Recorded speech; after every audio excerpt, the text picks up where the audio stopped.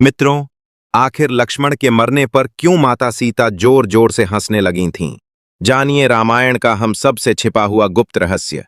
तो दोस्तों, यह बात उस समय की है जब श्री राम ने अपना राज्य त्याग कर सरयू तट पर अंतिम यात्रा की तैयारी की थी।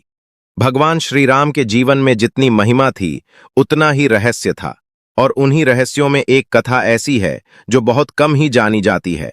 जब लक्ष्मण मृत्यु को प्राप्त हुए तो माता सीता हंस पड़ी, और वह हंसी केवल एक स्त्री की पीड़ा की अभिव्यक्ति नहीं थी, बल्कि वह सृष्टि के विधान पर एक व्यंग्य था।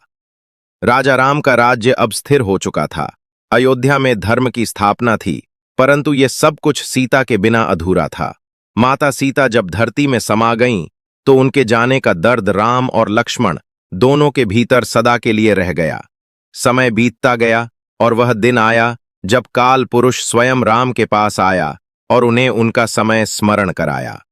परंतु नियम था, जब श्री राम किसी से व्यक्तिगत वार्तालाप करते, तब कोई उस वार्ता में बाधा नहीं डाल सकता था।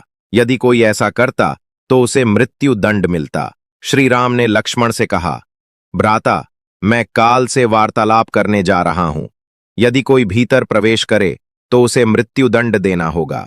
लक्ष्मण ने वचन दिया, स्वामी, मैं स्वयं अपने प्राण दे दूंगा, किंतु कोई भीतर नहीं आएगा। उसी समय ऋषि दुर्वासा वहां आए और उन्होंने लक्ष्मण से भीतर जाने की अनुमति मांगी। लक्ष्मण धर्म संकट में पड़ गए। एक ओर उनका धर्म था, दूसरी ओर उनका कर्तव्य। ऋषि को मना करना भारी अपमान होता और ऋषि दुर्वासा का क्रोध प्रलय ला सकता था। अंततः उन्होंने निर्णय लिया। वे स्वयं भीतर गए और राम को ऋषि के आगमन की सूचना दी।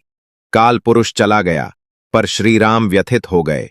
उन्हें वचन का पालन करना था। उन्होंने लक्ष्मण से कहा, भ्राता, अब मैं तुम्हें मृत्यु दंड नहीं दे सकता, परंतु तुम्हारा त्याग आवश्यक है।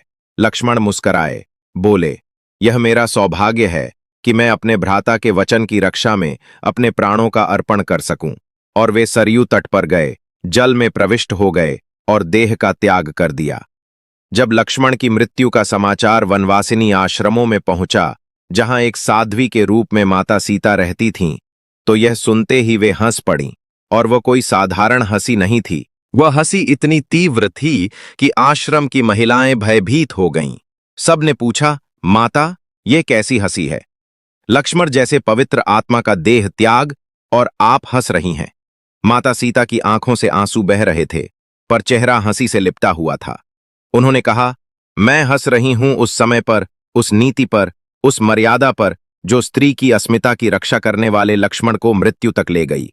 उन्होंने कहा, जब मैं गर्भवती थी और अयोध्या की जनता ने मेरी पवित्रता पर प्रश्न उठाया, तब राम ने एक राजा का धर्म निभाते हुए मुझे वन में भेज दिया।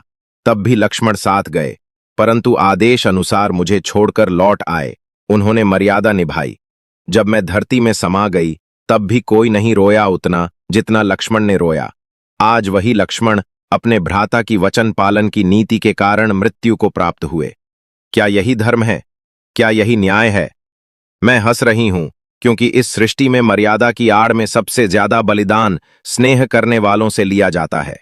माता सीता की वह हंसी किसी उपहास की नहीं, बल्कि युगों के अन्याय पर एक चेतावनी थी।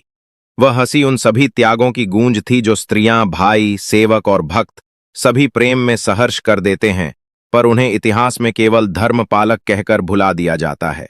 सीता उस दिन रोई नहीं, क्योंकि आंसुओं से वह वेदना व्यक्त नहीं हो सकती थी जो वर्षों से भीतर थी।